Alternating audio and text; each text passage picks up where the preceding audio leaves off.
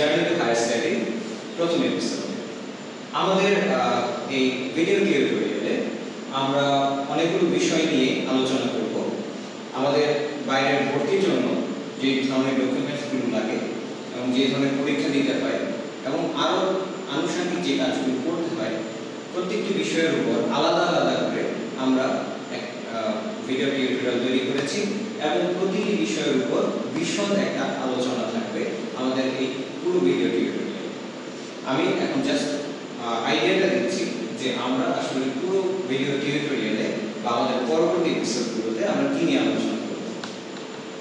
আমাদের আজকের এপিসোডে আমরা আলোচনা করব ওভারভিউ অফ অ্যাডমিশন প্রসেস নিয়ে।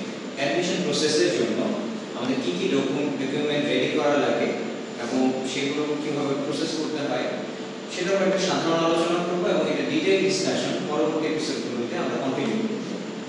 এছাড়াও আমাদের পরবর্তী এপিসোডগুলোতে আরও থাকছে ফান্ডিং এন্ড স্কলারশিপ নিয়ে একটা বিশদ ডিসকাশন, কিভাবে আমরা ফান্ডিং পেতে পারি এবং ফান্ডিং এর জন্য কিভাবে অ্যাপ্লাই করা যায় বা ফান্ডিং কিভাবে সহজে পাওয়া যেতে পারে এবং কত ধরনের ফান্ডিং হতে পারে, যেমন অন ক্যাম্পাস জব হতে পারে, অফ ক্যাম্পাস জব হতে পারে, বা ফান্ডিং যদি আমরা পাইও সেক্ষেত্রে ফান্ডিং রকমের কি হতে পারে, ডিটেইল একটা ডিসকাশন আমরা আমাদের এই টিউটোরিয়ালে করেছি। এছাড়াও আরো তিনটা পরীক্ষা দেওয়া লাগে, জিআরই এবং ল্যাঙ্গুয়েজ টেস্টের জন্য আইএলটিএস এবং টোফেল, আইএলটিএস অথবা টোফেল তিনটা পরীক্ষা। স্পেশালি জিআরই জন্য আমরা প্রায় 20 মিনিটের একটা ভিডিও টিউটোরিয়াল তৈরি করেছি যে জিআরই সিলেবাসটা কি, নতুন জিআরই কিভাবে করতে হয়, নতুন জিআরইতে কিভাবে আমরা মানে সোজা ভাষায় নতুন জিআরই আমরা কিভাবে ক্র্যাক করতে পারি। এবং টোফেল এবং আইএলটিএস নিয়ে আমাদের আলাদা আলাদা দুটি ভিডিও আছে। এই দুটি ভিডিও টিউটোরিয়ালে আমরা দেখিয়েছি যে টোফেল আইএলটিএস সিলেবাসটা কি এবং টোফেল আইএলটিএস আমরা কিভাবে প্রিপারেশন নিতে পারি, কোন বইগুলো পড়লে আমাদের জন্য ভালো হবে।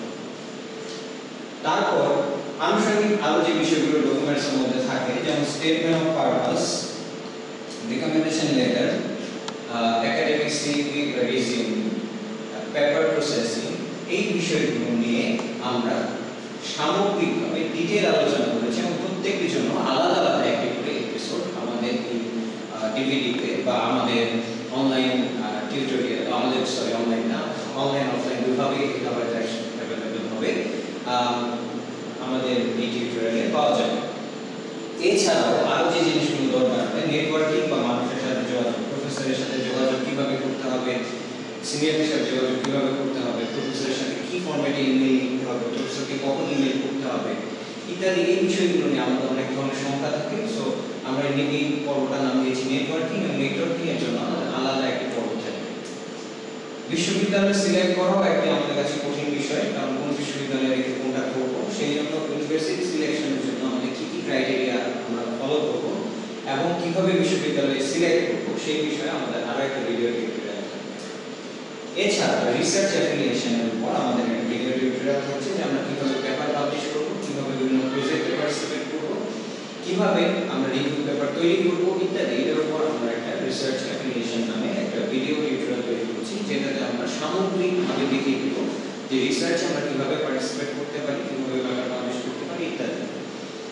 এবং সবশেষে আমাদের একটা এপিসোড থাকবে যেটা স্পেশালি ফর ইউরোপের যারা অ্যাপ্লিকেশন করতে চান। আমরা পুরো ভিডিওতেই আসলে হায়ার স্টাডির জন্য তৈরি করেছি ইউরোপ, আমেরিকা, কানাডা, অস্ট্রেলিয়া বা এশিয়ার যে কোনো কান্ট্রিতে আপনি যেতে চান মোটামুটি একই ফরম্যাট।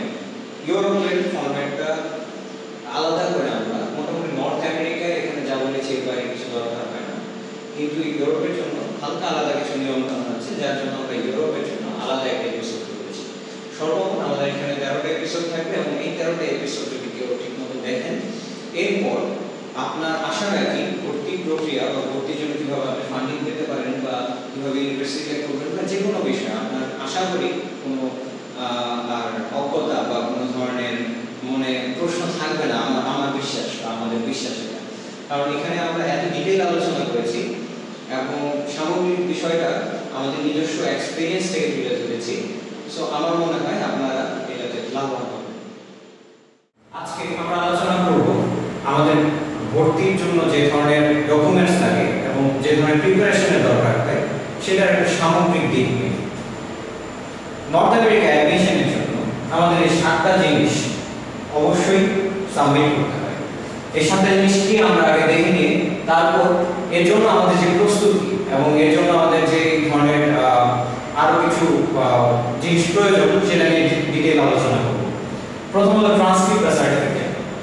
ট্রান্সক্রিপ্ট বা সার্টিফিকেট হলো আপনার ইনস্টিটিউশন থেকে আপনি যে পাস করেছেন সেটার ডকুমেন্ট, এবং ট্রান্সক্রিপ্ট বা সার্টিফিকেট যেটা আপনি সেখানে সাবমিট করবেন সেটা অবশ্যই অফিশিয়াল হতে হবে। অফিশিয়াল হলো আপনার কাছে যে সার্টিফিকেট বা ট্রান্সক্রিপ্টটা দেওয়া সেটা আপনি ধরেন ইউনিভার্সিটিতে আপনি পাঠিয়ে দিবেন, তাহলে সেটা ওখানে গ্র্যান্টেড হবে না। অফিশিয়াল ট্রান্সক্রিপ্ট বা সার্টিফিকেট হলো আপনি যে ইউনিভার্সিটিতে আপনার ট্রান্সক্রিপ্ট বা সার্টিফিকেটটা পাঠাচ্ছেন সেটা অবশ্যই আপনার ইউনিভার্সিটি দ্বারা ইস্যুকৃত হতে হবে।